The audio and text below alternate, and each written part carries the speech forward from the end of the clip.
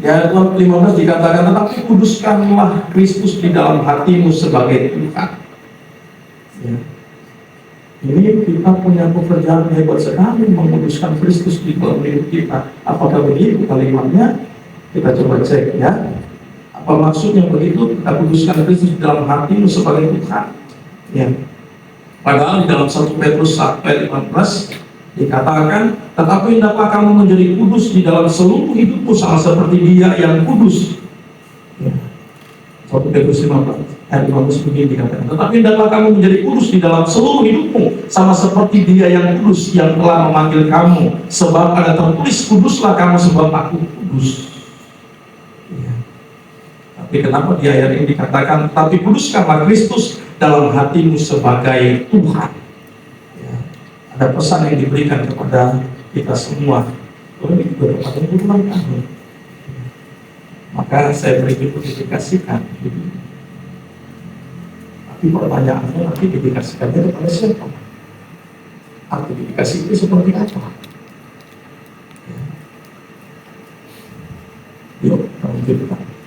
Ya. Kata kudus nama itu dari bahasa aslinya seperti itu. Ini ada kali kita semua kalian.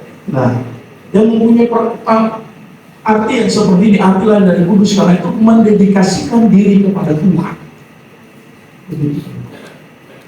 Mendedikasikan diri kepada Tuhan. Dan kata hatimu itu dari bahasa aslinya seperti ini, kardia, pikiran dan perasaan.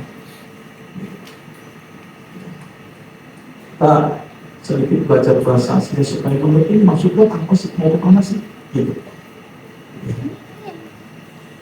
Ketika si penulis ini menuliskan kepada jemaat yang ada dalam perantauan, apa sih, mau kemana sih, gitu. Ya. Nah, kuduskanlah di dalam hatimu, dalam terjemahan lama itu seperti ini, di dalam hatimu Kristus itu menjadi Tuhan. Ya.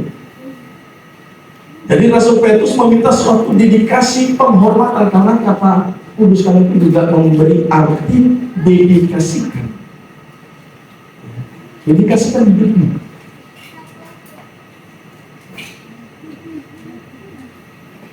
Meminta suatu dedikasi, penghormatan, pikiran, perasaan, batinnya, dan pengabdian diri kepada Kristus sebagai Tuhan. Karena arti lain dari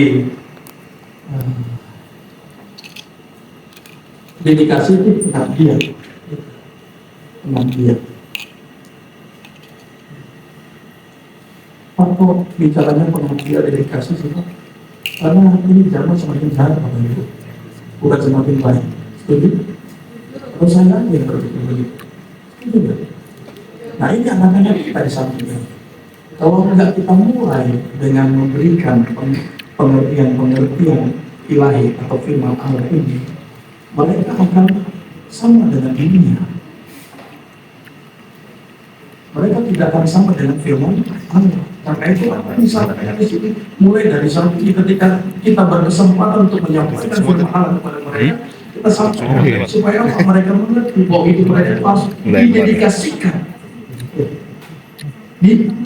dibawa sebagai pengabdian kepada siapa. Jangan sampai sama seperti kita ketika kita dalam kejahatan. Waktu kita seusia mereka, kira-kira kita lakukan apa waktu itu? 17 tahun ya ini ya? Iya. Benar ya? Atau sekali saja 17 tahun? 17 semua, 17 ya? Iya. 17 semua. Sama 19 ya? Oh, ada yang 19 saja, yang 20 ya? Udah cukup. Iya. Nah. Ya. Tapi bukan perkara muda dan tua.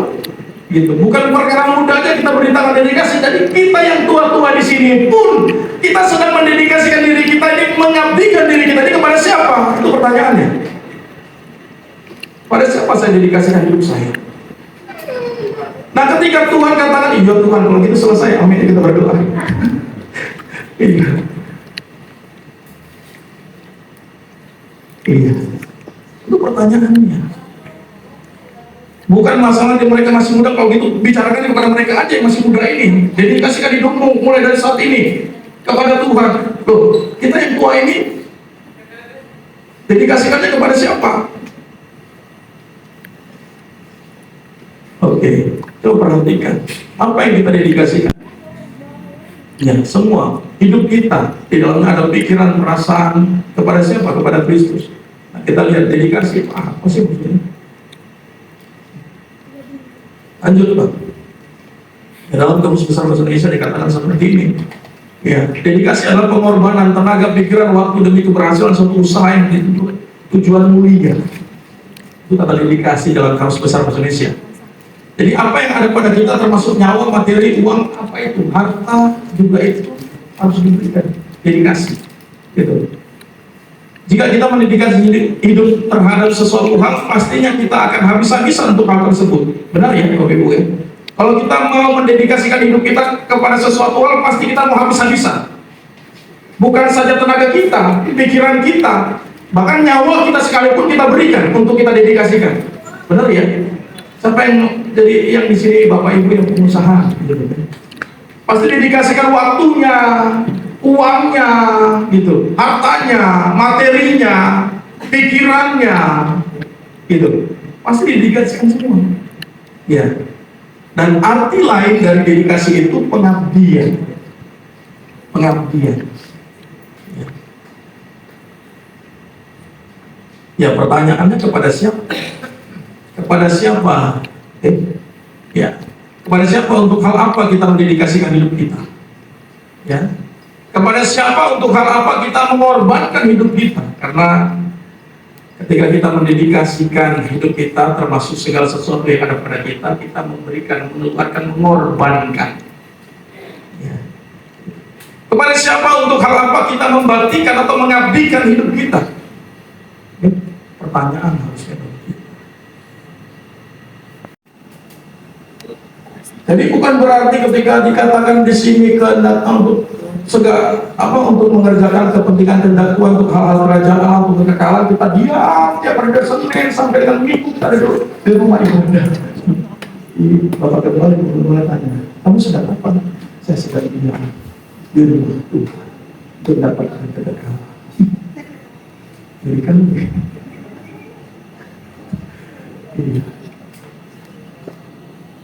ya seperti itu ya. Pastikan bahwa saya sedang mendedikasikan waktu, tenaga, pikiran, dan materi atau hidup saya ini kepada Kristus. Ya. Dan kita mau belajar dari Rasul Petrus ini, apa yang mau disampaikan dia. Ya. Seperti apa hidup orang yang mendedikasikan diri, pikiran, perasaan hidupnya kepada Kristus sebagai Tuhan. Yang pertama, ini baru poin pertama. Kalau nggak selesai nggak apa-apa. Rajin berbuat baik dan siap menderita karena kebenaran. Diulang tahun kok siap menderita. Rajin berbuat baik dan siap menderita karena kebenaran. Ayat 13, 14, dan 17 dikatakan, dan siapa yang akan berbuat jahat terhadap kamu jika kamu rajin berbuat baik. Ayat 14, tetapi sekalipun kamu harus menderita juga karena kebenaran, kamu akan berbahagia. Siapa yang mau menderita karena Kristus? Kan sedikit orang kan? Siapa yang mau berbahagia? Anak semua. Nggak mau berbahagia yang sini? Mau semua kan berbahagia? Orang juga mau berbahagia ya? Mau, pasti mau berbahagia. Tapi kalau ditanya, ada yang mau menderita? Mikir. Sudah banyak saya menderitanya, Pak. Cukup Bapak, saya mau berbahagia saja. Nah, di sini bilang, sekalipun kamu harus menderita juga karena kebenaran, kamu akan berbahagia. Ya, ini yang pertama. Rajin berbuat baik dan siap menderita. Kata rajin itu dari bahasa aslinya seperti ini. Dia bekerja, bersemangat, memperjuangkan dengan keras. Memperjuangkan dengan keras. Gitu. Rajin, kata rajin itu memperjuangkan dengan keras. Apa yang kau perjuangkan dengan keras? Ya.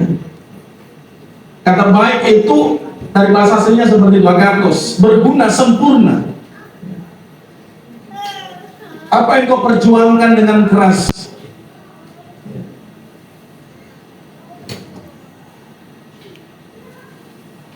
Apa yang kita perjuangkan? Hal apa yang sedang kita perjuangkan? Apa kita benar-benar memperjuangkan dengan keras hal itu? Ya. Ini usia 17, 18, 19, 20 itu waktu-waktu sudah ketika melihat samping kiri, samping kanan, apakah dia Tuhan? Gitu. Apakah dia Tuhan? Gitu. Apakah dia itu Tuhan? Lalu kalau dia Tuhan, saya berjuang dengan keras. Bukan untuk itu berjuang dengan kerasnya. Oh iya sih Bang. Bukan hal itu kita berjuang keras. Itu tuh bonus. Bonus. Tapi tentang hal apa kau berjuang keras?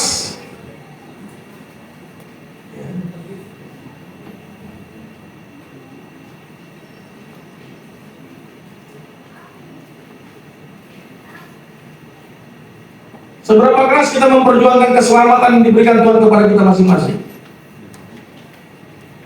Seberapa keras kita memperjuangkan ini keselamatan yang dipercayakan, yang diberikan kepada kita ini?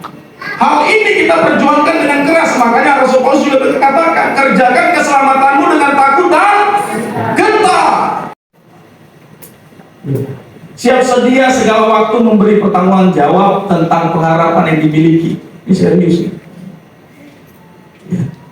Siap sedia segala waktu memberi pertanggungan jawab tentang pengharapan yang dimiliki. Jadi orang yang mendedikasikan hidupnya kepada Tuhan itu dia ya dalam segala waktu memberi pertanggungan jawab tentang pengharapan yang dimiliki. Ayat 15-16 dikatakan seperti dan siap sedia pada segala waktu untuk memberi pertanggungan jawab kepada tiap-tiap orang yang meminta pertanggungan jawab dari kamu tentang pengharapan yang ada padamu, tetapi haruslah dengan lemah lembut dan hormat. Ayat 16, dan dengan hati nurani yang murni, supaya mereka yang memfitnah kamu karena hidupmu yang saleh dalam Kristus menjadi malu karena fitnahan mereka.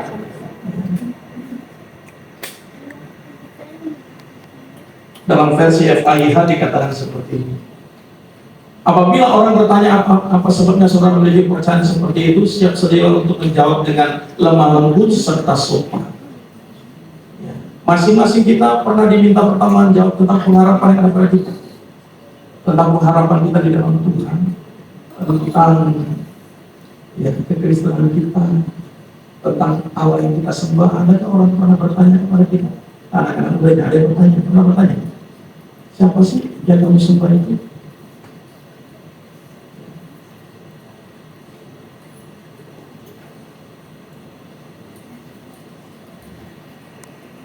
Nah, kata memberi pertanggungan jawab itu dari bahasa aslinya seperti ini, apologia. Ya, tapi bukan tentang perdebatan benar salah, tetapi pernyataan keselarasan ajaran bertuhan dengan tindakan ini. Keselarasan kita bertuhan dengan tindakan hidup. Orang mempertanyakan itu. Ketika ada orang yang mempertanyakan itu, keselarasan itu, engkau bertuhan, engkau meletakkan pengharapan kepada siapa? Kepada Tuhan, kepada firman Allah.